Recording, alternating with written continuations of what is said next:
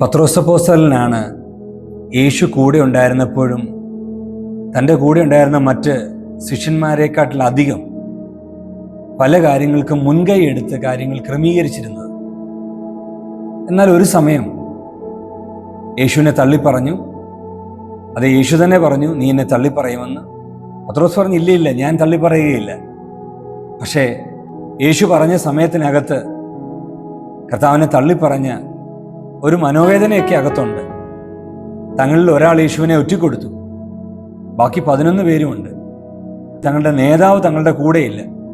ഈ തള്ളിപ്പറഞ്ഞതിൻ്റെ മനോവേദനയും ദുഃഖവും ഒക്കെ തന്നെ അലട്ടുന്നുണ്ടെങ്കിലും ഒരു പക്ഷേ ഇന്ന് നിങ്ങളുടെ പഴയ കാലങ്ങളൊക്കെ ഓർത്ത് നിങ്ങളെ വീണ്ടും വീണ്ടും ഭാരപ്പെടുത്തുന്നുണ്ടോ? അത് പിശാചിൻ്റെ ഏറ്റവും വലിയൊരു തന്ത്രമാണ്. നിങ്ങൾ ഉപയോഗിക്കപ്പെടാനുള്ളവരാ. പത്രോസ് പരിശുദ്ധാത്മാവുമായി ഒരു ആത്മബന്ധം ഉണ്ടായപ്പോൾ ഒരു കാലഘട്ടത്തിന് തന്നെ പ്രസംഗത്തിനായി ദൈവം തന്നെ ഉപയോഗിച്ചു.